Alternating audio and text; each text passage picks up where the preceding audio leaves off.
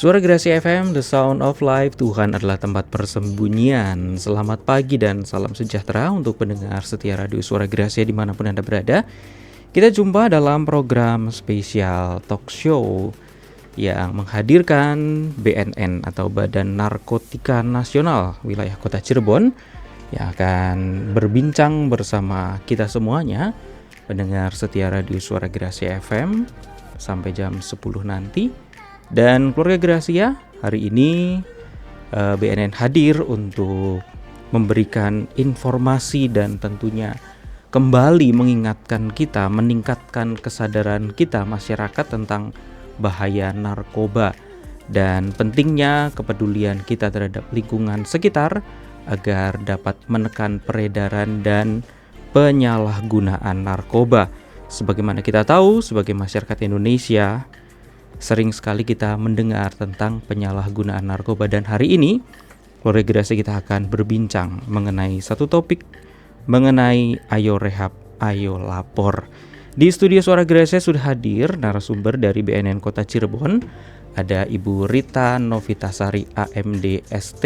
Selamat pagi Ibu. Selamat pagi Mas. Ya, dan juga Pak Iwan Hermawan Eskep. Selamat pagi Pak Iwan. Selamat pagi Pak. Berarti berdua ini dari divisi rehabilitasi. Betul sekali Pak. Ini yang akan kita bahas, topik kita mengenai rehabilitasi. Nah, mungkin bisa dijelaskan dulu nih Pak Iwan atau Bu Rita ya, tupoksinya dari rehabilitasi itu sendiri seperti apa? Ya. Terima kasih Pak Leo, Pak Eko. Ya, senang sekali hari ini saya bisa berkumpul kembali bertemu dengan Pak Eko dan dari Radio Gracia ya Pak ya. Ya, betul. Izinkan Pak saya menerangkan tentang rehabilitasi itu apa. Rehabilitasi itu suatu proses pemulihan baik secara medis, psikologis dan sosial untuk membantu pecandu narkoba agar berhenti dari penggunaan zatnya. Yang intinya adalah gimana caranya agar klien pecandu narkoba itu berhenti dari pemakaian ketergantungan narkobanya dan bisa pulih kemudian kembali ke masyarakat secara normal kembali. Dinormalkan itu, lagi gitu ya. Betul sekali Pak Eko. Nah, kalau rehabilitasi sendiri kan punya standar dan kriteria tertentu nggak Pak? Ada Pak Eko. Apa saja itu Pak? Oke, jadi kriterianya nanti berdasarkan hasil pemeriksaan kami dulu Pak. Yang pertama kami lakukan jika ada calon atau klien rehabilitasi, kami lakukan pertama adalah screening dulu. Screening, kemudian setelah hasil screening itu muncul, kemudian kita perdalam dengan namanya asesmen gitu. Asesmen itu jadi kita menggali lagi lebih dalam lagi tentang ketergantungannya, berapa lama dosisnya, jenisnya apa, dan dari semua itu nanti kita akan lihat dengan pemeriksaan urin juga apakah benar yang disampaikan pengguna ini menggunakan suatu zat tertentu. Setelah itu baru kita akan tentukan satu kesimpulan apakah ini klien masuk dalam kategori ringan, sedang atau berat, karena nanti akan beda jenis rehabilitasinya. Mungkin begitu Pak Eko. Nah, gimana bisa membedakan bahwa ini butuh direhabilitasi, maksudnya pengguna atau pengedar? Nah, berdasarkan hasil asesmen kami Pak. Jadi ada asesmennya ya Pak ya? Ada Pak. Di situ akan kelihatan nantinya apakah dia pemakai, pengguna atau memang bandar atau pengedar Pak. Dari hasil asesmen itu yang atau kita dua-duanya atau komplit dua-duanya, gitu ya? memungkinkan juga Pak. Gitu bisa sekali Pak Eko. Ya, jadi memang ada proses ya Pak ya. Betul. Asesmennya terlebih dahulu sehingga seseorang itu bisa dikategorikan butuh rehabilitasi atau tidak. Betul. Nah, sebelum melangkah lebih jauh, nah, kenapa rehabilitasi itu penting bagi para pecandu untuk menjalani rehabilitasi itu? Ya, jadi kenapa sih penting? Karena penyalahguna ini akan menimbulkan masalah dan dampak. Nah, dampaknya ini akan besar dan akan terasa bukan hanya untuk dirinya, tapi juga untuk keluarganya. Ya, betul. Jadi memang harus diselesaikan gitu dengan cara yaitu ikut rehab. Jadi karena menimbulkan dampak gitu ya? Ya, betul, menimbulkan dampak. Contohnya gini, ada misalnya seorang kepala keluarga, kemudian dia kecanduan sabu, akan berakibat terhadap pengeluaran si keluarganya. Jadi dia akan lebih banyak mengeluarkan uang kan, karena sabu kan cukup mahal. Nah, sehingga akan berdampak tuh terhadap stabilitas ekonomi keluarga, akan berdampak. Jadi akhirnya berdampak pengaruh ke istrinya, kemudian akhirnya nanti jadi marah-marah, dan akhirnya ke anak juga. Gitu kan, anak juga ikut dimarahin padahal nggak tahu apa-apa gitu. Jadi emang efeknya itu sangat seperti domino lah. Jadi bukan hanya berdampak pada dirinya, tapi dia juga akan berdampak pada orang sekitarnya. Jadi itu. Dampaknya itu bisa secara pribadi atau berdampak pada lingkungan sosial gitu betul. ya, Ibu ya. Tambahan sedikit Pak Eko, betul sekali apa yang disampaikan Ibu Rita tadi. Mungkin tambahan saya, karena setiap pecandu narkoba itu kita katakan sebagai orang yang sakit, Pak. Karena statusnya orang sakit, jadi butuh pengobatan. Kenapa dia butuh pengobatan? Karena yang diserang itu yang pertama adalah sistem pada saraf dan otaknya, Pak. Itu yang penting. Yang kedua, risiko tinggi terjadi penularan penyakit. Kenapa harus direhab? Kenapa? Contohnya penyakit. Iya, berarti Pak. ada dampak ke penyakit juga, Pak? Sangat banyak sekali, Pak. Contohnya penyakit menular, misalkan dia venasum, pemakai jarum suntik, itu kan bisa bergantian. Itu bisa jadi HIV dan sebagainya. Terus kedua, ada masalah hukum tadi yang Berita sampaikan. Kemudian ada rusaknya hubungan sosial dengan masyarakat kita. Dan yang terpenting lagi, Pak, seseorang yang direhabilitasi itu berpeluang 60-70% itu bisa berhenti dari pemakaian zatnya. Karena tidak bisa berhenti dengan sendirinya, Pak. Mungkin itu tambahannya, Pak Eko. Jadi kalau misalnya begini, kita punya kesadaran dan kita berhenti secara mandiri, itu jauh lebih susah sekali, Pak. Akan lebih berpeluang lebih besar jika dia dilakukan rehabilitasi, Pak. Jadi kalau kesadaran sendiri sih boleh dibilang butuh effort yang sangat besar sendiri gitu ya. Betul sekali. Karena pasti akan ingat lagi dan ingat lagi gitu ya, Pak ya. Nah, lalu gimana proses rehabilitasi yang dilakukan kepada para pecandu ini? Mungkin bisa dijelaskan seperti apa sih prosesnya setelah asesmen tadi gitu ya, yang dilakukan itu seperti apa gitu, Pak? Silakan. Mungkin. Setelah asesmennya, Pak, yang proses rehabilitasi yang pertama kita lakukan adalah detoksifikasi, ya, Pak. Dengan memberikan terapi tertentu oleh dokter untuk mengeluarkan racun dari sisa-zat pemakaian pada kliennya. Kemudian kita lakukan namanya terapi psikologis. Terapi psikologis ini seperti menggunakan teknik CBT atau cognitive behavioral therapy, yaitu untuk mengubah mindset dianya. Ketika dia beranggapan ketika menggunakan suatu zat tertentu, dia berpikir akan lebih percaya diri, lebih pede dan lain sebagainya. Itu akan kita rubah bahwa tidak semua dengan menggunakan zat tersebut bisa seperti apa yang diasumsikan. Kemudian kita lakukan rehabilitasi sosial, yaitu seperti melakukan keterampilan kerja gitu, komunikasi, harus dia dilatih hal-hal tertentu, Pak, agar lebih produktif di masyarakat. Kemudian kita melakukan pencegahan relapse, yaitu menghindari cara pemicu bagaimana dia nggak stres, nggak kepengen lagi ada rasa craving atau keinginan untuk menggunakan zat tersebut gitu. Dan kurang lebih gitu tahapan rehabilitasinya, Pak. Berarti lumayan panjang ya, Pak ya. Betul sekali. Nah, itu butuh waktu berapa lama, Pak, kalau proses seperti itu? Itu biasanya butuh waktu 8 minggu ya, karena kan untuk proses untuk rawat jalan yang singkat ini sekitar 8 kali pertemuan, dan 8 kali pertemuan itu dilakukan di 8 minggu, jadi 1 kali seminggu sekali untuk pertemuan seperti itu. Maksudnya itu tuh kayak rawat jalan gitu, rawat jalan, betul, itu bukan rawat jalan. Dikumpulin di satu tempat gitu. Kalau itu rawat inap, jadi ada dua metode ya. Jadi memang tergantung dari tingkat keparahannya, apakah dia ringan, sedang, atau berat. Kalau ringan sampai sedang bisa masuk ke rawat jalan, kalau berat bisa masuk ke rawat inap. Memang kalau rawat inap ini perlu pengecekan dan secara 24 jam ya, secara berkala. Jadi memang harus dipantau terus apakah dia nanti ada gejala sakau, apakah dia ada intoksikasi gitu kan. Jadi memang harus dilakukan pemantauan lebih intensif. Kalau rawat jalan enggak, sama seperti kita berobat ke rumah kayak sakit, kontrol lagi gitu ya. Kontrol seperti itu. Dan itu memang perlu adanya komitmen dari si pecandunya. Ya. Kalau dia udah datang sekali terus minggu depan nggak datang lagi, nah itu dia susah juga gitu ya. Salah juga itu, Pak. Jadi emang dari pecandunya sendiri juga harus ada kesadaran gitu. Betul ya. sekali, Pak. mungkin kesadaran. sedikit tambahan apa yang disampaikan Bu Rita, betul sekali Pak. Jadi program rehabilitasi itu ada 3. Yang pertama adalah rawat inap. Setelah kita tahu pasiennya kategori ringan, sedang atau berat, biasanya berat itu untuk kategori untuk rawat inap Pak ya. Rawat inap itu jadi nanti pasien akan tinggal di salah satu tempat rehabilitasi selama 30 sampai 90 hari dengan pengawasan tenaga yang terlatih di tempat tersebut gitu selama 24 jam.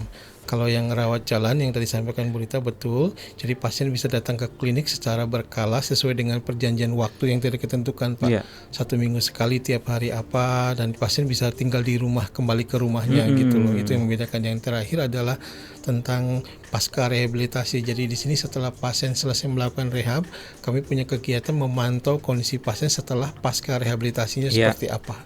Kurang lebih gitu Pak Eko. Nah, jadi memang proses rehabilitasi itu boleh dibilang membutuhkan komitmen dari pecandunya sendiri untuk terus mau mengikuti proses-proses yang harus dilakukan. Di dalam rehabilitasi itu, nah apakah pasien, boleh dibilang ini ya, pasien itu diberikan obat-obatan lagi atau hanya secara mental saja sentuhannya? Itu gimana nih, Pak? Oke, tadi Pak, yang tadi saya sampaikan ke Bapak bahwa rehabilitasi itu kan terapi yang kita gunakan seperti CBT, MA. Itu obat atau apa Pak? Terapi secara psikologinya tuh Pak. Kalau untuk terapi obat itu tergantung pemeriksaan dokternya Pak. Jadi simptomatis aja. Simptomatis itu sesuai dengan keluhan pasien. Misalkan ada klien mau rehab, dia ada keluhan batuk pilek, baru kita kasih obat batuk pileknya. Atau bila mana diperlukan obat-obatan tertentu, nanti dokter yang menentukan terapi obatnya gitu loh. Berarti dia memang udah dilepaskan bener-bener ya dari ketergantungannya itu.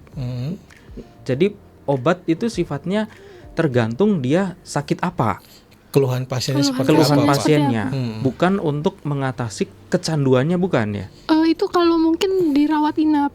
Jadi kalau misalnya dirawat inap, karena dengan pantauan dengan dokter secara 24 jam terus menerus, nah itu bisa kecuali kalau misalnya ada kondisi dia memang sakau atau memang ada kondisi yang memang sulit gitu untuk melepas secara tiba-tiba. Nah biasanya dokter melakukan terapi namanya terapi putus zat. Gitu. Tapi itu memang harus dengan kontrol dokter. Kalau rawat jalan itu agak sulit tuh, karena kan si pasien kan hanya 1 jam ya datang untuk melakukan pertemuan, sehingga kalau misalnya kita lakukan terapi putus zat di situ, khawatirnya ketika si pasien ini pulang atau kembali ke tempat lingkungannya, dia melakukan lagi, nah itu kan justru jadinya double dosis gitu kan. Nah, makanya di rawat jalan ini kita hanya melakukan terapi simptomatik atau terapi berdasarkan kondisi pasien saat itu, kondisi keluhan atau sakit yang terlihat gitu. Jadi kalau yang rawat jalan lebih mengutamakan kepada psikologisnya ya Pak ya? 3 aspek tadi Pak, medis, psikologis, dan sosialnya Pak. Itu 3 aspek itu yang kita ituin. Oke. Nah, kalau secara medis tadi sudah Nah, sekarang kalau secara sosialnya seperti apa, Pak? Ya tadi rehabilitasinya itu. Secara sosialnya ya Pak. Secara sosialnya tadi yang saya ceritakan ke Bapak, bagaimana cara dia diberikan pelatihan tentang pekerjaan. Misalkan kita ada satu kegiatan dengan BLK tertentu gitu Pak. Nah, pecandu narkoba ini kita arahkan, kita coba fasilitasi agar mendapat suatu keterampilan agar dia ketika dia selesai dari rehabnya itu bisa kembali bersosialisasi dengan masyarakatnya, dengan harapan stigma bahwa seorang pecandu itu tidak boleh didiskriminasikan, justru harus direhabilitasi, bukan seperti itu kan dulu Pak. Nah ya kan yang mungkin jadi tantangan ya, karena masyarakat sudah memberikan stigma bahwa pecandu narkoba itu harus dihindari kan. Betul. Nah gimana mereka bisa kembali ke lingkungan sosial dan diterima oleh masyarakat gitu? Ini kan agak susah gitu. Ya memang susah ya. Makanya kan dalam proses pemulihan ini kita juga menggandeng keluarga si pasien. Iya, betul. Jadi untuk menguatkan kepercayaan diri komunitasnya pasien. ya. Betul. Jadi menguatkan si pasiennya supaya dia bisa atau mampu percaya diri, kemudian diberikan tanggung jawab gitu kan, supaya nanti keluarga juga melihat bahwa memang si pasien ini betul-betul memang pulih dan mau belajar mencoba untuk kembali ke jalan yang benar gitu. Seperti itu. Jadi memang harus semua komponen Pak. Komponennya ribet banget ya Pak ya. Panjang kali lebar ceritanya. Panjang kali lebar sekali gitu ya. Tapi yang saya heran kadang gini ya. Iya. Masyarakat saya yakin sudah menyadari bahwa narkoba itu berbahaya. Betul. Tapi selalu ada yang menggunakannya. Betul. Nah, apa yang mendorong, faktor apa nih Pak yang sebenarnya membuat orang jadi wah pakai narkoba aja dah gitu. Iya. Mungkin bisa dijelaskan dari BNN yang berpengalaman ya. Baik, sedikit mungkin saya sedikit sharing ya Pak. Terima kasih. Yang pertama biasanya karena faktor coba-coba Pak. Di seseorang itu jadi misalkan ada satu circle pertemanan gitu. Lu pakai ini deh enak deh, lu pakai ini enak deh, pokoknya enak gitu. Ya awalnya coba-coba dulu Pak. Kemudian Ketika mencoba-coba apakah mereka nggak menyadari bahwa itu zat adiktif, narkoba yang berbahaya atau gimana? ada yang tahu dan ada yang tidak tahu Pak. Tapi rata-rata pasien yang kami kamu tahu nggak penggunaan zat ini untuk apa? Mereka hampir semuanya tidak tahu Pak. Rata-rata tidak tahu gitu. Rata-rata. Tapi awalnya dari coba-coba dulu. Coba-coba kemudian menjadi rekreasional, sekali-kali ketika ada party malam mingguan dan sebagainya sekali-kali dipakai, kemudian setelah itu menjadi suatu kebutuhan karena sudah masuk fase adiksi ya, ketergantungan. Jadi mau nggak mau dia harus memakai, setiap kali pemakaian itu harus seminggu sekali, sebulan sekali. Awalnya dari fase bawah dulu pada coba-coba dulu sampai akhirnya menjadi suatu kebutuhan atau adiksi ketergantungannya gitu. Jadi memang ya ada tahapannya ya, Pak. Lingkungan mungkin ya Pak ya. Ya betul, circle-nya Ya. Betul. Makanya penting sekali bahwa kita itu kalau orang tua yang mengawasi lingkungan pergaulan anak-anaknya itu ya. Baik. Cuman kalau orang tua ya gimana ya? Orang sudah tua, lingkungan circle-nya siapa yang ngawasi gitu ya. Iya. Makanya Pak, di dalam asesmen itu kita tuh lihat dari berbagai aspek, aspek medisnya, aspek psikologinya, aspek hukumnya, aspek pekerjaannya, aspek keluarga, dan aspek dukungan sosial, selain aspek lapsanya tentunya. Nah nanti dari situ kan kita melihat tuh apakah sebenarnya ini masalahnya di medis. Misalnya contohnya kayak ada seorang ingin pakai narkoba karena dia ingin terlihat bugar gitu kan. Jadi saya kalau pakai ini badan saya fit, seger terus seger gitu terus. ya. Jadi saya bisa enak nih bekerja. Kerjanya bisa Iya, pol gitu betul. ya. Berarti dia memang ada kondisi atau masalah di medisnya. Atau misalnya karena psikologi. Misalnya dia orang yang tertekan atau sulit ya untuk menyelesaikan suatu masalah. Akhirnya dia cari pelarian dengan narkoba. Nah, sehingga itu yang harus kita lihat gitu. Wah, sepertinya psikologinya ini memang ada masalah dan memang harus kita uraikan nih masalahnya seperti apa. Gitu. Jadi memang ya membutuhkan upaya yang komprehensif ya untuk penanganan masalah narkoba. Nah, kalau di BNN Kota Cirebon sendiri, rehabnya di mana itu, Pak? Punya fasilitas kah untuk rehabilitasi ini? Kebetulan kami punya fasilitas tapi untuk rehabilitasi rawat jalannya Pak. Kalaupun dibutuhkan untuk rawat inap, kami akan berkoordinasi dan kami fasilitasi untuk ke rumah sakit yang lebih lanjut gitu. Kami ada Pak di BNN Kota Cirebon, dan mungkin teman-teman radio perlu ketahui bahwa jika nanti ada anggota keluarga yang membutuhkan atau siapapun yang membutuhkan rehabilitasi di BNN Kota Cirebon atau IPWL itu institusi penerima wajib lapor di Kota Cirebon seperti Puskesmas sekota Cirebon ya Pak ya. Itu adalah free Pak, gratis tanpa ada pungutan biaya apapun, Rp0 ya Pak. Jadi gratis ya sama untuk sekali rehabilitasi gratis, itu ya Pak ya. Betul sekali. Dan persyaratannya apa? Hanya cukup melampirkan fotokopi KTP dan kartu keluarga Ibu Rita ya. Betul. KTP dan kartu keluarga aja. Kecuali kalau di rumah sakit mungkin ada tambahan BPJS ya Pak. Ada BPJS. Itu sih Pak. Berarti di BNN sendiri punya fasilitas. Ada. Tapi kalau ke puskesmas pun juga bisa Pak.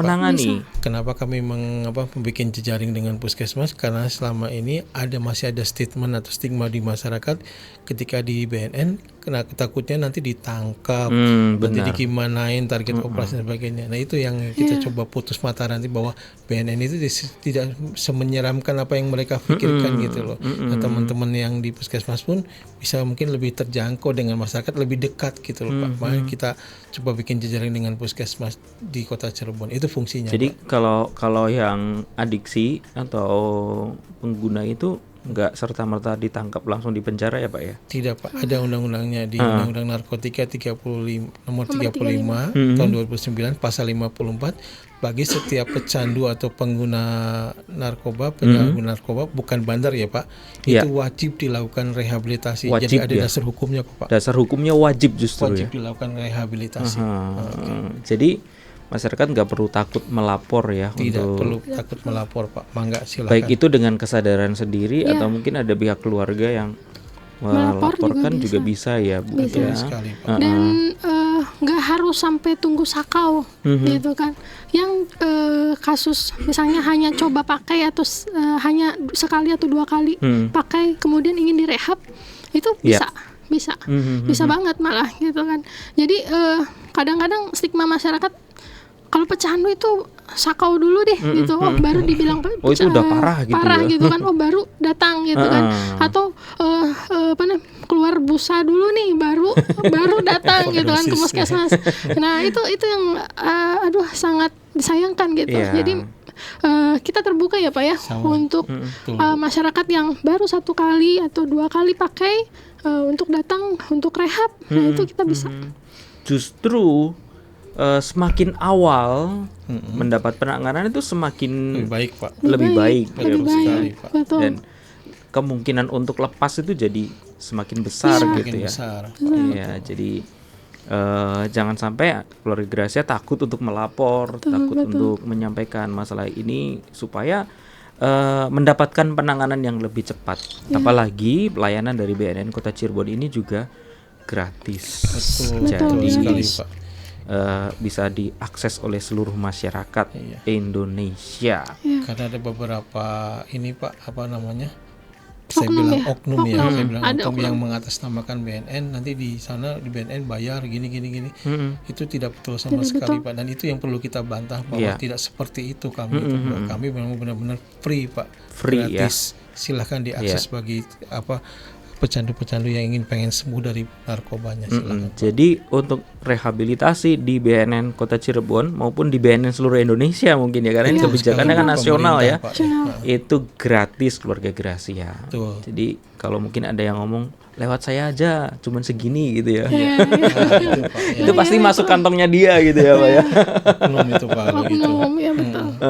Nah tadi kita sudah bicara mengenai proses rehabilitasi yang sebenarnya tidak mudah untuk dijalani ya, tapi itu wajib untuk dilakukan kalau memang para pecandu ini ingin lepas dari narkoba dan ingin hidup lebih sehat lagi. Dan tantangan pemulihan pengguna narkoba itu bukan cuma pada proses rehabilitasi, tapi pasca rehabilitasi pun masih ada tantangan. Nah, seperti apa nih Pak? Mungkin bisa dijelaskan ya. Iya, tantangannya ya ketika dia kembali ke masyarakat, ya dia kadang masih suka ada apa ya Pak, circle-nya dia suka ada yang menawarkan barang-barang haram tersebut gitu loh, dan dia harus berani bilang saya sudah selesai rehabilitasi, saya tidak mau pakai lagi narkoba, karena dia sudah tahu tentang dampak penggunaan narkoba, bahayanya seperti apa, dan proses rehabilitasi sudah berjalan. Jadi kadang circle lingkungannya juga sangat berpengaruh. Tantangannya itu Pak. Yang kedua, dukungan dari keluarga ini sangat penting sekali Pak. Jadi support dari keluarga itulah yang salah satu yang bisa membantu klien untuk bisa agar lebih pulih lagi dari penggunaan zatnya. Karena dalam istilah kami, setiap pengguna narkoba itu tidak ada istilah kata sembuh Pak, adanya pulih. Kenapa dikatakan pulih? Karena tidak ada jaminan seseorang itu tidak akan menggunakan lagi gitu loh. Ya tidak ada jaminan, jadi kemungkinan dia bisa menggunakan lagi bisa sekali. Bisa Pak. Saja ya. Apalagi tergantung dari orangnya Pak. Di lingkungannya itu yang lingkungan sangat berpengaruh sekali. Nggak suportif ya. Pribadinya sebenarnya pribadinya itu sangat berpengaruh juga. Saya pernah dapat pasien usia 70 tahun. Jadi ternyata dia alasan pakai karena mengingat masa lalu. pernah pakai di masa lalunya ketika dia masih jaya. Masih ingat ya? Masih ingat gitu. Jadi dia ingin 70 tahun, merasakan Mbak. kembali. Jadi memang betul Luar yang biasa. disampaikan sama Pak Iwan. Jadi memang tidak ada kata sembuh ya Pak ya, Betul. tapi adanya kata Tidak. pulih, dan itu memang harus benar-benar dijaga ya, konsisten untuk komitmen untuk tidak menggunakannya. Artinya memang rentang usia juga bisa sangat luas gitu ya, karena dari muda sampai usia 70 pun masih ada yang menggunakan. Dan seperti tadi kita bincang bahwa pasca rehabilitasi secara medis masih ada tantangan, yaitu proses rehabilitasi secara sosial, bagaimana dia bisa diterima di lingkungannya, bisa berinteraksi lagi, dan terlebih lagi bisa produktif. Betul. Gitu ya Pak ya. Betul sekali Pak Eko.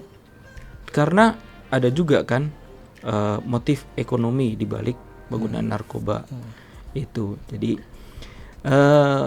buat keluarga Gracia, Anda yang sedang mendengarkan siaran ini dan mungkin Anda mengetahui, bahkan mungkin keluarga Anda sekarang ini Anda tahu dia terjerat dengan penggunaan narkoba, mari Anda bisa langsung menghubungi BNN Kota Cirebon. Mungkin ke kontak senternya ada Pak? Ada Pak Eko. Barangkali bisa dicatat. Iya. Kalau nomor telepon yang biasa 0231 Oke. 8251 666 Pak. 666. Untuk WA-nya 0812 2055 5002. Silahkan bagi keluarga Gracia bisa mengakses untuk proses rehabilitasi di BNN kami. Nah, ini untuk Anda bisa mendapatkan informasi lebih lengkap atau membutuhkan layanan dari BNN Kota Cirebon dalam hal rehabilitasi. Nah, gimana caranya nih Pak untuk kita bisa mengajak teman atau keluarga yang terjerat narkoba itu agar mau direhabilitasi? Ya, terima kasih Pak. Yang pertama, yang tadi, jangan menganggap bahwa kalau ada keluarga kita yang menggunakan narkoba itu sebagai aib atau sebagai suatu stigma yang negatif ya Pak. Justru harus dirangkul, diajak, hayo pulih, hayo sembuh, hayo direhab gitu Pak. Jadi jangan di-judge, jangan dilakukan satu kekerasan gitu Pak. Tapi rangkulah mereka agar mereka mau untuk rehabilitasi. Iya. Nanti kami akan edukasi apa itu rehabilitasi, tentang rehabilitasi itu Pak. Yang kedua, dukungan keluarga Pak. Sekali lagi, peran keluarga ini sangat penting sekali Pak, karena masih ada statement atau stigma di bawah kalau ada seorang keluarga kita menggunakan narkoba itu dianggapnya suatu aib. Betul, gitu Pak. betul. Hal tersebut jangan sampai muncul gitu Pak. Justru rangkulah anak-anak kita, saudara-saudara kita, jika memang ada yang terkena pecandu narkoba, ayo kita lakukan rehab, karena ada tempatnya dan ada wadahnya Pak. Silahkan diakses. Bahkan mungkin ya orang tua pun mungkin berusaha untuk menyembunyikan Pak. gitu, kalau mungkin ada anaknya yang Banyak kena narkoba. Banyak Mas. Seperti itu ya. Jadi pernah juga ya ada pasien yang keluarganya bilang, tolong ini jangan dipublish, jangan dipublish itu gitu dia, kan. betul. Terus kita sampaikan bahwa dalam proses rehab di BNN ini memang ada etik gitu kan. Jadi memang jangan takut, jangan khawatir, karena semua itu memang dilindungi terkait dengan data-data, kemudian keluarga itu dilindungi semuanya, data-datanya. Jadi memang ada ini ya nggak diberitakan secara umum pada masyarakat gitu ya. Iya, kadang kan masyarakat suka nanti ujung-ujungnya kalau rehab di BNN bakal ditangkap nih. Nah itu kan yang sering terjadi. Nah kalau kita kan beda ya, ternyata kan beda. Hanya BNN ini ada tempat rehab dan bidang pemberantasan ini berbeda gitu. Jadi kita pun nggak bisa mengeluarkan data-data untuk diberikan kepada bidang pemberantasan gitu kan. Jadi memang ada etiknya sendiri gitu. Jadi memang itu satu institusi, tapi punya divisi sendiri-sendiri. Dengan kewenangan yang berbeda-beda. Berbeda-beda Pak. Mungkin tambah sedikit dari Bu Rita, betul yang disampaikan tadi ya Pak. Jadi bila mana ada rekam medis satu klien pecandu narkoba yang dilakukan rehabilitasi, teman-teman divisi lain pun tidak bisa mengakses secara langsung Pak, karena itu suatu yang privasi dan kita jamin keprivasian pasiennya. Jadi jangan takut misalkan ada pecandu A nanti dilaporkan ke bagian pemberantasan tuh ditangkap orangnya itu, datanya itu, enggak seperti itu Pak. Karena kami jamin tentang kerahasiaan pasiennya gitu. Yang kita tentukan adalah bagaimana caranya dia agar pulih lepas dari pemakaian zatnya. Itu yang terpenting Pak. Artinya memang itu ada dua jalur yang berbeda boleh Beda. dibilang Iya, gitu ya beda. Pak ya. Satu kalau yang nangkepin itu beda lagi jalurnya lagi, ya. Tapi jangan sampai akhirnya saya mah nanti bilang aja saya lagi rehab terus saya pakai gitu. Nah itu sesuatu hal yang berbeda. Ketika misalnya seorang pasien rehab dan ternyata dia masih menggunakan dan sengaja menggunakan kemudian ditangkap nih, nah itu udah beda ceritanya. Beda lagi gitu ya. Berbeda ceritanya. Jadi tidak ada jaminan kalau seseorang direhab kemudian dia kebal hukum dalam arti nggak boleh diproses hukum ketika dia menggunakan lagi, enggak Pak. Tetap bisa juga Tetap ya. diproses Pak. Tetapi intinya bagian rehabilitasi tidak akan ke ranah sana gitu. Tidak Pak. tidak. Itu Intinya beda gitu lagi jangkauannya. Jadi keluarga Gracia nggak perlu takut gitu ya.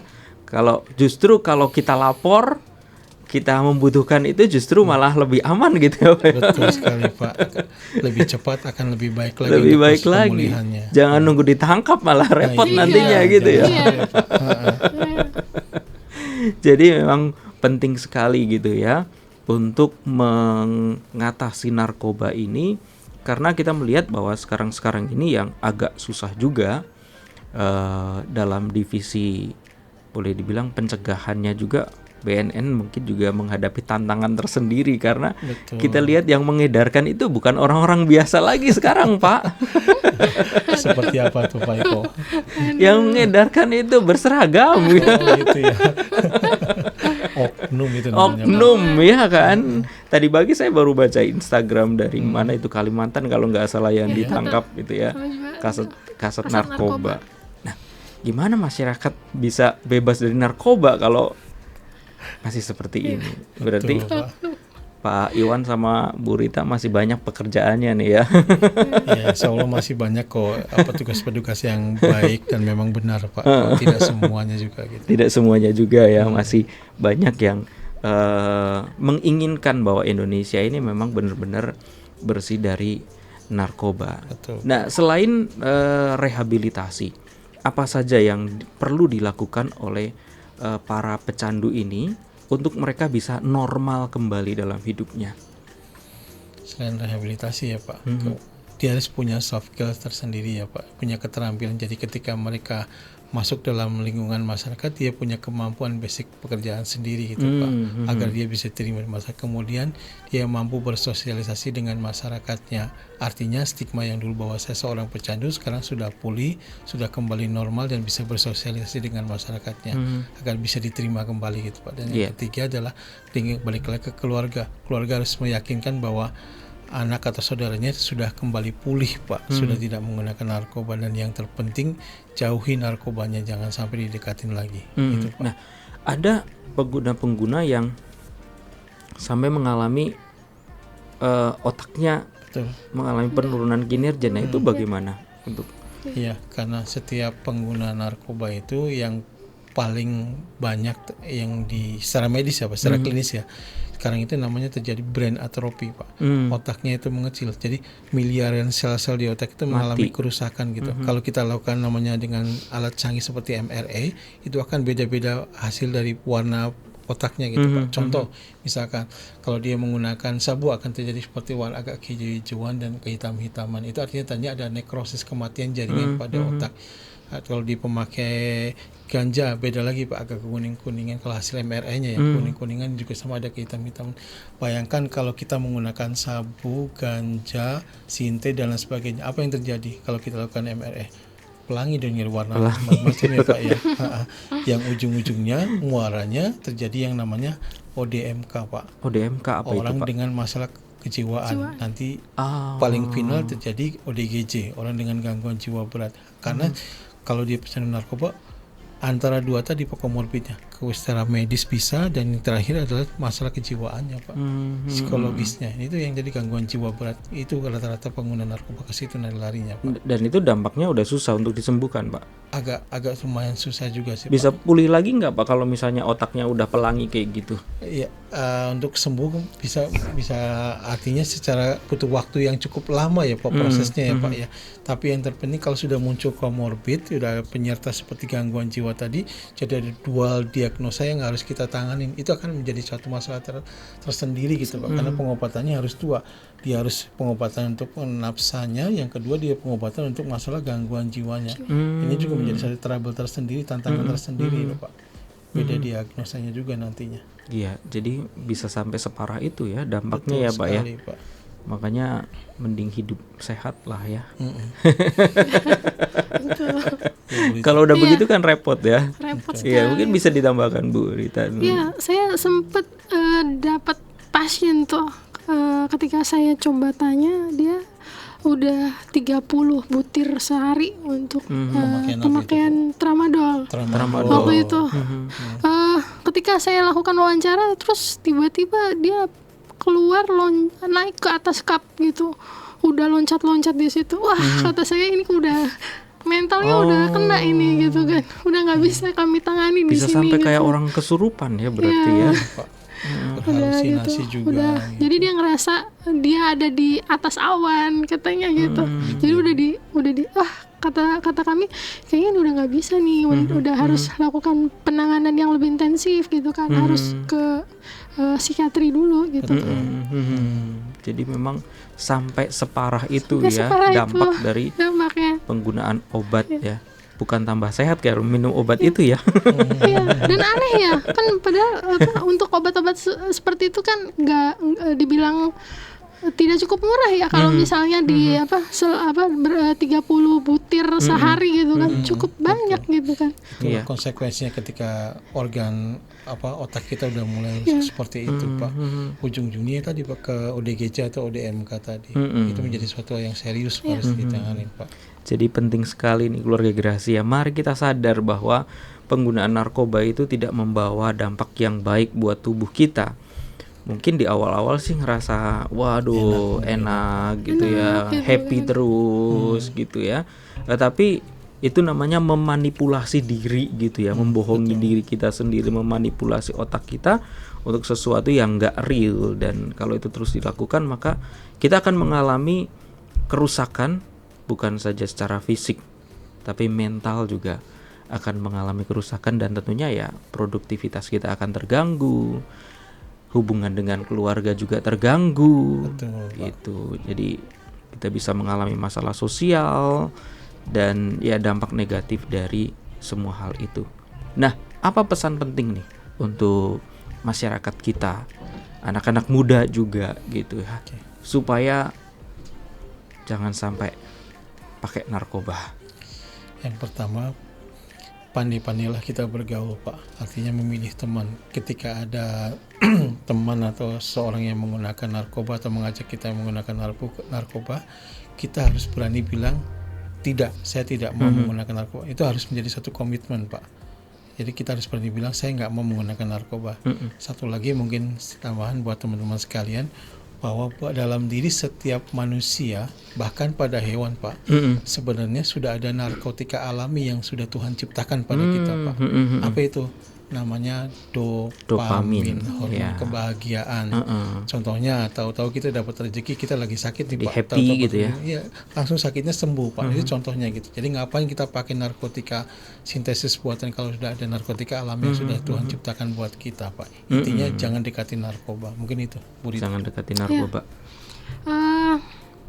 Simpel aja. Jadi setiap manusia ini berhak mendapatkan kesempatan.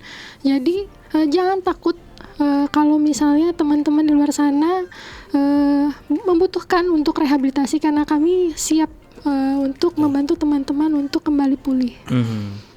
Ya, rehabilitasi itu bukan akhir ya, Rehabilitasi bukan akhir dari semuanya. tapi justru awal dari kehidupan baru yang lebih sehat gitu ya. Betul. Nah, apa nih pesan Pak Iwan dan Ibu Rita untuk para penyintas narkoba yang sekarang ini sedang berjuang untuk bangkit lagi, untuk bebas dari narkoba nih? Apa nih pesannya nih buat mereka? Tetap semangat dan melakukan rehabilitasi itu sampai selesai Pak, sesuai dengan program. Karena sekali lagi dengan rehabilitasi itu 60-70% bisa mempercepat untuk proses pemulihannya. Jadi semangat buat teman-teman yang di sana untuk lakukan rehabilitasi. Mumpung masih difasilitasi negara gratis juga Pak. Silakan Gratis diakses juga. Pak. Oke. Bu Itu Rita. ya, jangan menyerah ya teman-teman. Kami ada di sini untuk kalian. Jadi silakan datang dan akan kami berikan program rehabilitasi secara gratis. Kami bukan musuh kalian Ya, gitu. bukan musuh kalian. Sama sekali bukan Pak. Tenang, semua aman gitu. Data-data kalian aman. Kami datang tidak membawa senjata ya buat para pengguna narkoba ya. Tapi kami membawa kasih, membawa kepedulian gitu ya, membawa harapan baru supaya teman-teman penyintas ini juga bisa pulih lagi, bisa sehat lagi, bisa berguna buat keluarga dan buat masyarakat ya. Betul. Dan untuk keluarga Gracia, para pendengar yang membutuhkan informasi seputar rehabilitasi dari BNN Kota Cirebon, bisa WA saja ke 0812 2055 5002 ya. 0812 2055 5002 atau 0231 8251 666. Betul. Ya, itu nomornya BNN Kota Cirebon. Wah. Ya, semoga BNN Kota Cirebon bisa berperan lebih banyak lagi gitu ya untuk memulihkan teman-teman penyintas narkoba gitu ya dengan penuh semangat, walaupun memang nggak mudah ya. Kadang-kadang ada ini nggak Pak, berasa aduh putus asa atau gimana gitu. Sebagai manusia Pak, kadang suka ada sih Pak. Suka ada ya Pak. Ada sih, Pak. Namanya juga manusia menghadapi aduh ini kok orang apalagi udah pernah direhab, aduh datang lagi, lu lagi gitu ya. Nah, itulah tantangan kita Pak di situ.